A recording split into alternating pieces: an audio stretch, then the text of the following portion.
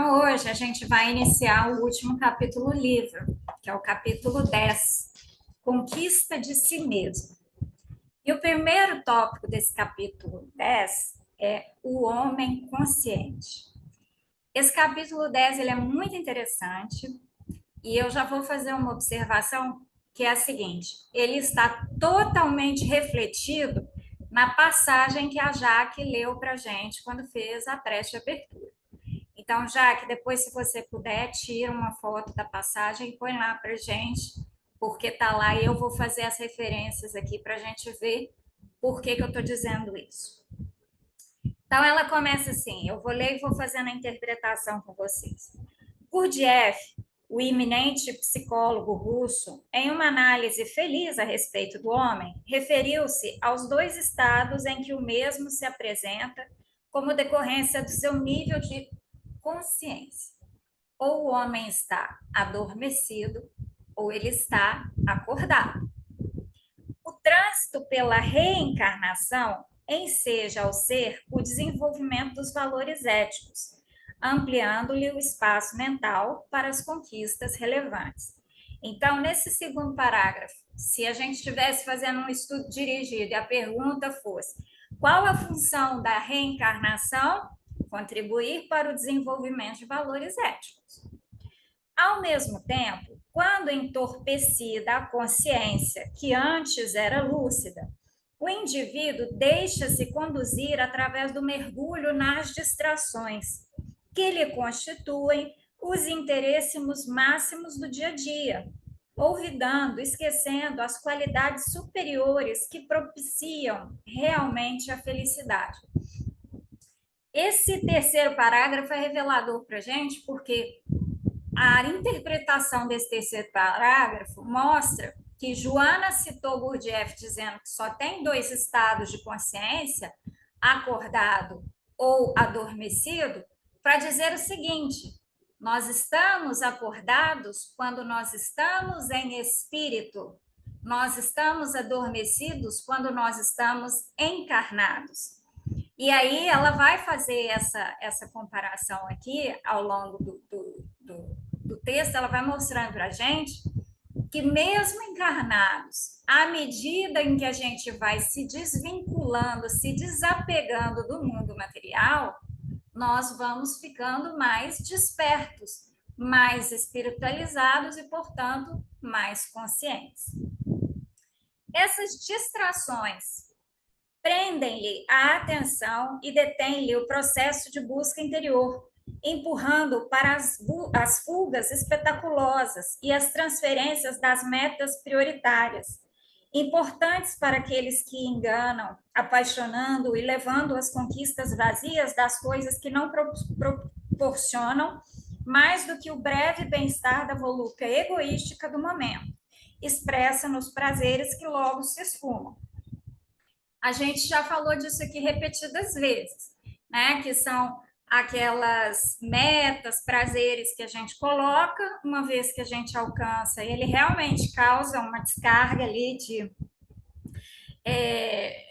neurotransmissores que nos dão a noção a sensação de felicidade, mas em seguida aquilo ali passa, né? Só um minutinho, gente. Só um minutinho.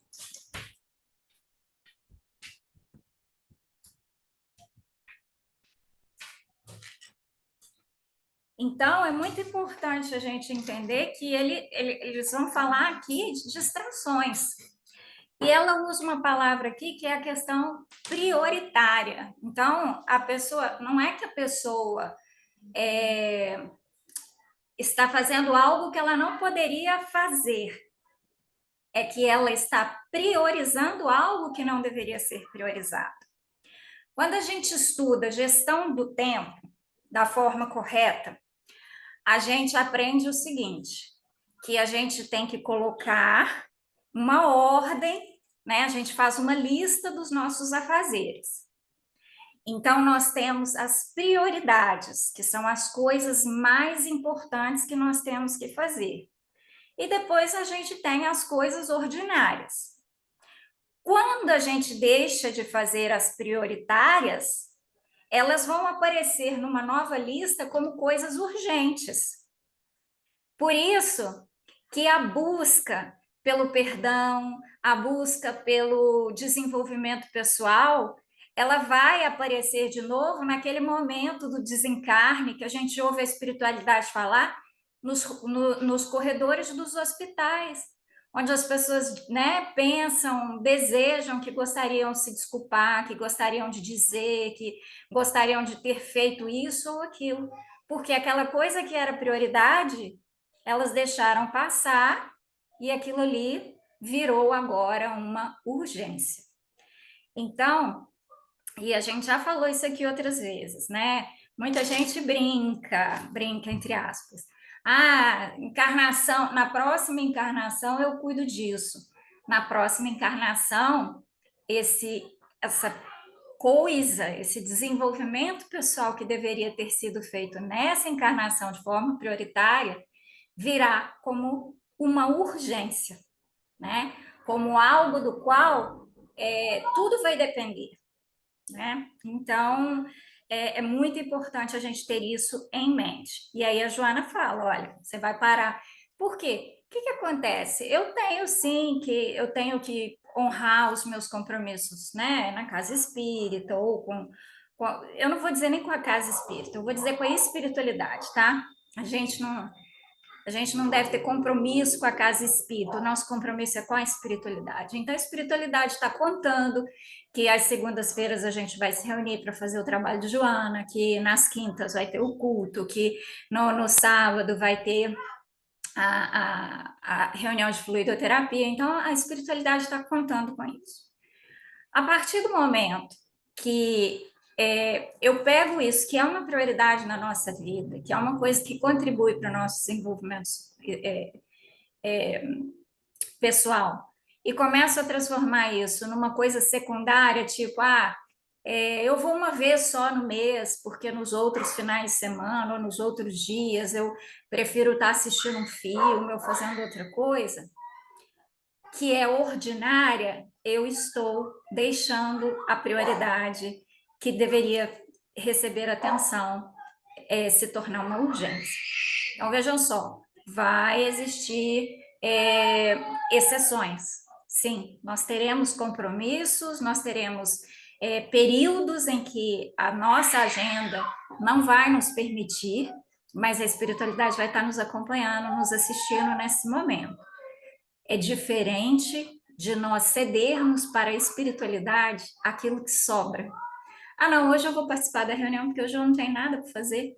Não, não é assim que funciona. Não deveria ser assim. Seguindo, vem aí.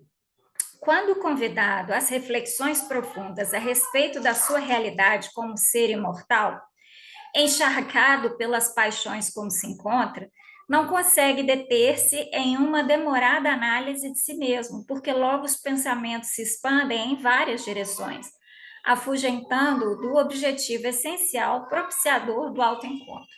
E aqui eu vou deixar um para casa, que é a seguinte pergunta: quem é você? Essa é a proposta desse parágrafo, porque se a gente chega para uma pessoa e diz assim, quem é você? Ela fala assim, eu sou a Karina. Não, Karina é o nome que você usa. Quem é você? Ah, eu sou a mãe da Raquel, a filha da Conceição. Não. Esse aí são os seus parentescos, esse aí são as suas relações de parentesco. Quem é você? Ah, eu sou uma advogada que estuda neurociência. Não, essa é a sua profissão. Quem é você? Então a pergunta é essa: quem é você? Se você tivesse que explicar quem é você, despido da matéria, quem é você? Então, esse é o para casa. Vamos pensar um pouquinho. Se eu fosse falar de mim, se eu fosse explicar o que eu sou fora do corpo material, o que eu sou fora da materialidade, não é nem do corpo, da materialidade. Fora da materialidade, eu não sou advogada, eu não sou. Isso tudo é estado. Eu estou advogada, eu estou uma mulher. Aí a gente tem que explicar, né? Vamos ser politicamente corretos. Eu sou uma mulher cisgênero, né? Não é isso que tem que colocar agora? Custei aprender esse trem. Eu sou cisgênero.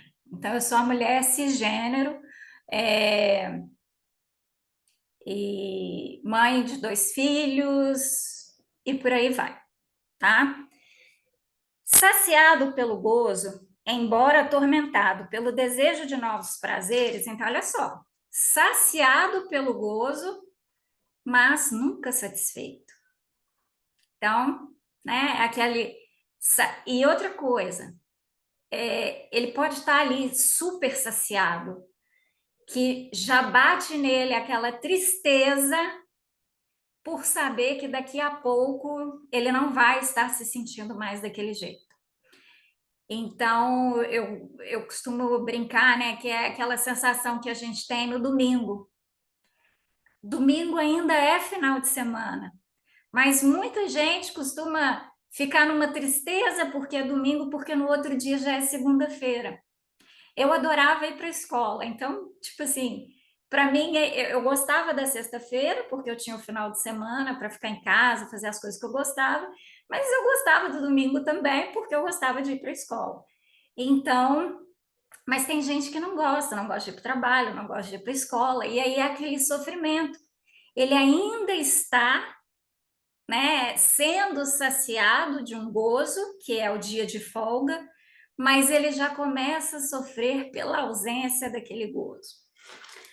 A sua fixação mental é somente possível quando se refere ao campo das sensações, nas quais chafurda até exaustão, para retornar à posição anterior de ansiedade e insatisfação. Joana, a gente sabe que a gente pode dizer que objetiva, direta, ela é dura. Ela escolhe, e eu já falei, a espiritualidade não usa palavras em vão. Reparem a palavra que ela escolheu aqui, chafurdar. Qual é o animal que chafurda? É o porco, chafurda na lama, né? Então ali ele se suja completamente, ele não sai do lugar, ele fica ali, ou seja, ele não progride, não há melhoria, ele não está se alimentando, ele está só se sujando. Então ela fala aqui, chafurda. Acostumado às ideias do imediato, que trazem respostas momentâneas, logo a seguir, qualquer projeção no tempo constitui-lhe sacrifício vão, porquanto não se dispõe a levar adiante a proposta inicial de realização demorada. Experimenta dizer para uma pessoa que tem um problema nessa encarnação e fala para ela, escuta, aceita essa essa prova com resiliência, com tranquilidade, com paz, sem se rebelar, que certamente você será agraciado na próxima encarnação. Você está louco que essa pessoa vai aceitar isso com bom coração, né? Então, assim, normalmente é a hora que a gente vai escutar, queria ver se fosse você, né? E muitas vezes é a gente, muitas vezes a minha prova não seria tão fácil para o outro. Mas essa necessidade de ser feliz agora, de estar satisfeito agora, ela não é real, ela não pode ser satisfeita quando o assunto é o nosso desenvolvimento pessoal. Então, como, né, diz o Leon Denis, nós somos arquitetos de nós mesmos. Então, é um processo de construção.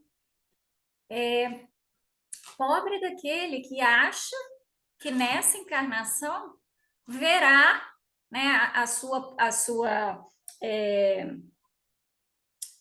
como chama? A sua Sagrada Família, né, de Barcelona, de Gaudí, a sua Sagrada Família concluída.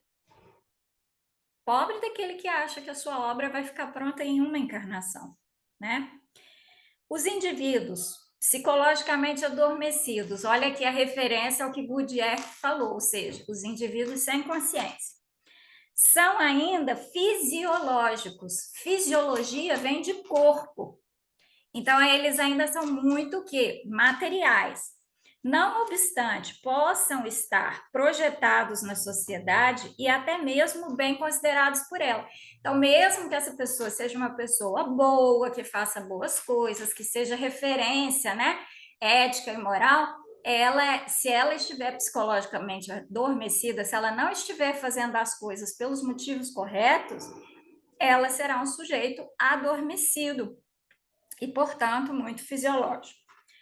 Despertar significa identificar novos recursos ao alcance, descobrir valores expressivos que estão desperdiçados, propor-se significados novos para a vida e antes não percebidos. Então vamos lá, de novo. O que é despertar? O que é sair desse estado material e entrar mais profundamente em contato com o nosso estado espiritual? Despertar é identificar novos recursos ao alcance. Os recursos estão aqui, né? O Leon Denis vai falar que são o quê? São latentes. Descobrir valores expressivos que estão desperdiçados. Dentro da gente tem uma fonte inesgotável de bons sentimentos que estão sendo desperdiçados diariamente. Propor-se significados novos para a vida e antes não percebidos. Então, é fazer o quê? Fazer um melhor aproveitamento daquelas 24 horas que nos são dadas diariamente para aproveitarmos essa encarnação e garantir um futuro mais tranquilo. O despertamento retira o véu da ilusão e faculta a percepção da realidade não fugidia, aquela que precede a forma e permanece depois da sua disjunção. Ou seja, qual que é essa realidade que não desaparece? É aquela que antecede a forma e ela vai voltar depois de quê? Depois da disjunção. Então, antes de encarnar e depois do desencarne. Então, a realidade da qual a gente não pode fugir é a de que somos espíritos imortais. É essa a realidade. Então, o despertamento é a gente viver com a consciência de que somos espíritos imortais. Estar desperto é encontrar-se partícipe da vida, estuante, tudo realizando com integral lucidez, com empolgação. E mesmo o ato de dormir, para aquisição do repouso físico, porque precedido de conhecimento do seu objetivo, torna-se um fenômeno de harmonia, sem os assaltos de clichês mentais arquivados, que assomam em forma de pesadelos tormentosos. Então, a gente começa a ter menos pesadelo. Eu até brinquei com meu pai hoje, porque eu tenho dormido até 9 horas da manhã, e isso para mim é fora do normal, eu acordo bem mais cedo que isso. Aí eu falei com ele, pai, eu acho que eu devo estar fazendo algum curso intensivo lá no outro plano, porque eu estou dormindo direto da hora que eu pego no sono até 9 horas. Então, assim, e acordo feliz e contente, descansada. Então, vem aí coisa boa, gente, porque eu devo estar fazendo algum curso intensivo lá com a galera e vou trazer para a gente, ou eu estou trabalhando com eles, eu não sei. Mas é isso que a gente sabe que acontece no nosso sono. A fixação do despertamento resulta dos insistentes e contínuos espaços da mente, preenchidos pelo desejo veemente de adquirir lucidez. Então, gente, a gente não vai estar andando e vai tropeçar ou vai acontecer um eureka, eu me descobri um espírito infinito e pronto. Não, não é isso. É uma coisa que você tem que querer e ir atrás. Tem que ser deliberada essa busca. Tudo quanto faz, realiza-o de forma consciente, desde o ato de coçar-se, quando concentrado, até o de superar o cansaço com seu séquito de indisposições orgânicas e psíquicas. Então, tem aqueles dias que você fala, hoje eu não vou, hoje eu não vou, hoje eu não dou conta, aí você fala, não, eu vou, eu dou conta, eu vou, e pronto. Estar desperto, esse parágrafo é muito importante. Estar desperto é mais do que encontrar-se vivo, do ponto de vista fisiológico, ou seja, o corpo encarnado, o espírito encarnado no corpo, superando os automatismos para localizar-se nas realizações da inteligência e do sentimento enobrecido. Então, às vezes nós estamos acordados, mas fazemos uma série de coisas. A gente levanta da cama, escova o dente, às vezes toma coisas que a gente já faz no automático, a gente nem sabe que está fazendo. Mas ele está falando que esse estar desperto é você estar consciente. Então, aqui a gente tem algo que hoje é muito popular, muito famoso, que é o tal do mindfulness, né? Que é você estar presente, que é uma forma de meditação.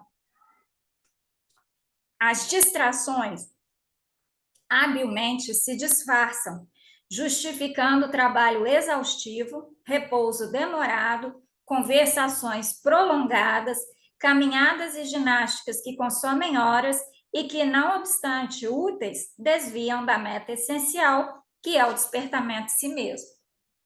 Ou seja, a pessoa vai se encontrar numa situação onde ela vai ter que trabalhar muito e com isso ela vai ter menos tempo para se dedicar ao seu autodesenvolvimento, ou então ela vai descansar muito, né? Eu tô de férias, gente, só por isso que eu tô me dando esse luxo, mas semana que vem já acaba.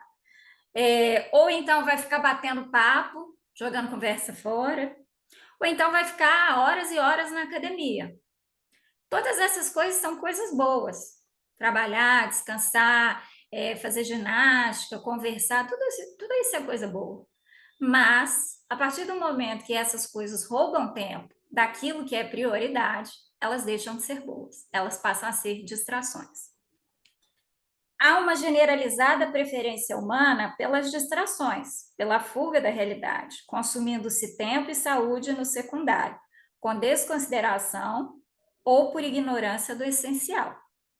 Lentamente, por processo de saturação das distrações ou pelo imperativo de novas reencarnações, o homem aspira à conquista de outros níveis de consciência. Então, olha só, ou porque a gente não tem mais distrações, ou porque a gente já está encarnando de novo e de novo e de novo, a gente passa a aspirar à conquista de novos o quê? Níveis de consciência. Será que a gente vai ter que chegar nesse ponto? Será que a gente precisa que acabem todas as distrações? Ou será que a gente precisa ter mais 1 milhão de encarnações para entender que a gente precisa se dedicar a esse processo de autodesenvolvimento? E emerge do sono, passando a identificar o atraso em que se encontra, diante das infinitas possibilidades de que dispõe. Altera-se-lhe, então, a visão para a autoidentificação, entendendo que o largo período de sono é responsável pela existência dos inúmeros conflitos que o aturdem, das contradições entre o que pensa e o que faz, entre o que aspira e o que realiza, mantendo a sensação permanente de incompletude. Então, veja só, a pessoa tem essa sensação, por quê? Porque há uma dicotomia. Ela fala uma coisa, ela faz outra, ela quer uma coisa, mas ela realiza outra. Então, ela nunca tem essa sensação de plenitude. Quando anestesiado no nível do sono, sente a mesma necessidade de completar-se, porém, identificando os meios para o tentame, arroja-se mais nas experiências do instinto, frustrando-se e sofrendo. Então, o que acontece? Ela está dizendo aqui para a gente que essa pessoa que é muito apegada a essas sensações das distrações, até mesmo no sono, que ela poderia ter talvez mais facilmente experiências mais espirituais, ela ainda assim vai buscar as experiências mais sensuais ou instintivas. Então, ela vai sintonizar com aqueles espíritos que vão, né, atrás dessas sensações. A razão propele-o para a tomada de consciência. E nesse estado, à medida que se envolve na libertação das cargas psicológicas opressoras, asfixiantes, passa a fruir emoções que o enlevam, aumentando o número de vivências dos logros íntimos, que lhe constituem degraus e patamares a galgar, tendo em mente o acume que será a perfeita conscientização de si mesmo. Então, à medida que essa pessoa vai se espiritualizando, ou seja, que, né, vai tomando consciência, a expressão que ela usa, vai se desvinculando da sua parte animal e cedendo maior espaço ao seu ser espiritual, ela vai vendo aonde ela quer chegar, né? O que ela vai almejar, e ela vai ver que é uma ascensão. Ser consciente significa estar desperto, responsável, não arrogante, não submisso, livre de algemas, liberado do passado e do futuro. Por que liberado do passado e do futuro? Primeiro, porque nós somos seres infinitos, tá? E segundo, porque os conceitos de passado, presente, futuro são conceitos relativos. Einstein já ensinou isso. Agora, prestem atenção que nesse parágrafo ela usa a expressão livre de algemas, né? E aí a gente vai pensar, eu gosto muito de uma passagem do Victor Hugo, que ele dizia o seguinte, de tempos em tempos, ele colocava o dinheiro sobre a mesa e olhava para o dinheiro, para que ele se lembrasse de quem era o dono de quem. Então, a gente tem que verificar quem é o dono de quem nas relações que nós temos com as nossas circunstâncias, com a nossa vida. Cada momento atual é magno na vida do homem consciente, e tudo quanto se propõe a realizar, em vez de tornar-se desafio, é-lhe estímulo ao prosseguimento tranquilo da iluminação interior. Usa a inteligência e aplica o sentimento em perfeita interação, avançando sempre, sem recuos nem amarguras. Sem recuos nem amarguras, ou seja, eu quero me tornar uma pessoa melhor, eu quero mudar de profissão, eu quero fazer uma coisa, eu quero sair de um relacionamento e tal. O que você quiser, você vai, que seja uma coisa do bem, uma coisa que vai contribuir para o seu despertar, para a sua conscientização, essa coisa vai acontecer de uma forma que você não vai recuar, e ao longo dessa jornada, você vai deixar coisas e pessoas pelo caminho, e isso não vai te amargurar. Então, a gente percebe que em certo momento da vida da gente, a gente começa a perceber que a gente tem menos amigos do que a gente costumava ter. Né? Então, assim, e aí você se pergunta por quê? Aí você percebe que você não gosta tanto de passar tempo com outras pessoas que valorizem coisas que você não valoriza. Então, isso tudo mexe com a gente. Certamente experimenta as contingências da vida social, dos prejuízos políticos, das injunções do corpo, com que tais ocorrências o desanimem ou infelicitem. Então, vamos observar bem esse parágrafo, porque Joana não está prometendo aqui que quando a gente se despertar, né, quando a gente se espiritualizar, que tudo vai ficar florido. Ela fala contingências da vida social. Então, a gente vai virar aquele ET no meiozinho social, né? Então, vou dar um exemplo. Enquanto minhas amigas se reúnem, né, a gente se reúne, as amigas de faculdade. O assunto é: fiz botox, tô malhando não sei quantas horas, eu jogo beach tênis e não sei o que e tal. Aí, o que que a Karina tem de novidade? Não, eu tô lendo o livro tal, eu li tal coisa, eu tô pesquisando não sei o que e tal. Nossa, mas como é que você dá conta? Não, o mais interessante é isso. Quando eu viro e falo assim, outro dia eu fiz uma lista, eu acho que no ano passado eu li 38 livros. Aí quando eu falo, eu li 38 livros, aí viram para mim e falam assim, nossa, como é que você dá conta? Como é que você tem tempo? Mas a pessoa, né, sei lá, vai para academia, fica 2 horas na academia, perde não sei quantas horas para fazer um botox e tal. Então, assim, isso causa para gente essa contingência social, porque você começa a ter dificuldade realmente de interagir com grupos que não estão alinhados com seus valores, né? Então, é complicado. Prejuízos políticos, né? Então, justamente por causa das suas posições, da sua visão ética, dos seus valores, você vai ter certas posições políticas que podem trazer prejuízo para você. Certamente você deixa de ser uma figura carismática.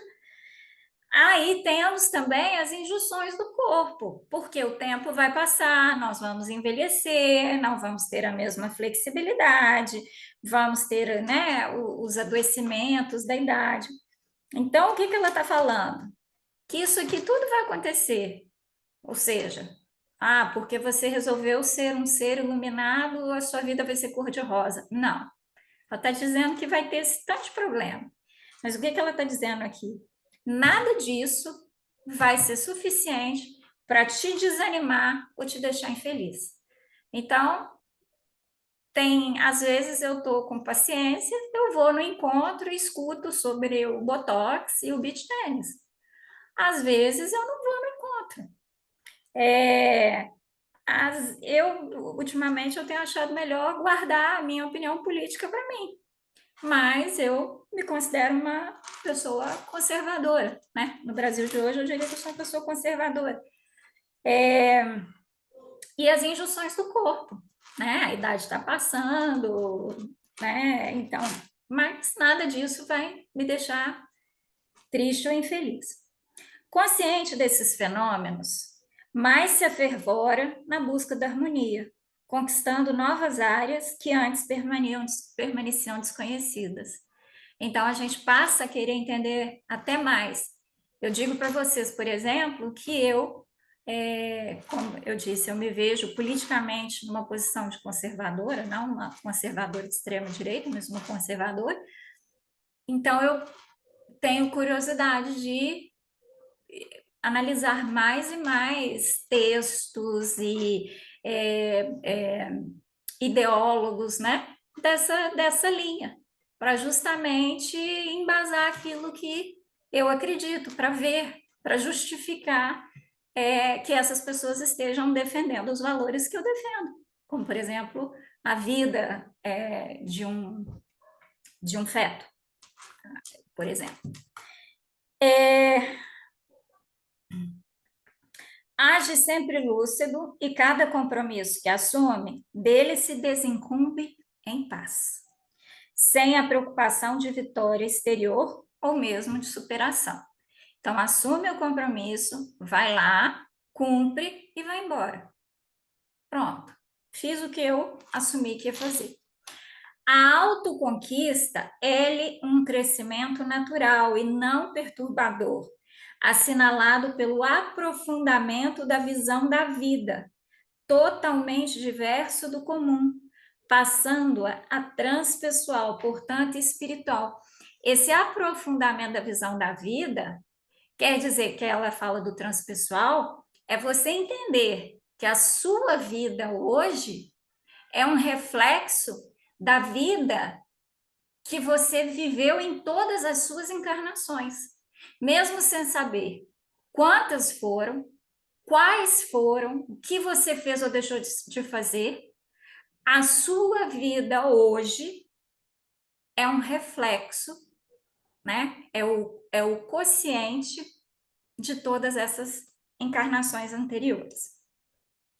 Harmonizando aspirações e lutas, buscas e realizações, o homem consciente vive integralmente todos os momentos, todas as ações, todos os sentimentos, todas as aspirações. Ou seja, esse parágrafo mostra para gente que a proposta de Joana é que a gente viva os momentos da nossa vida, os eventos da nossa vida, com dedicação, presença e intensidade. E é isso que eu tinha para a gente tratar hoje. Deixa eu desligar a gravação.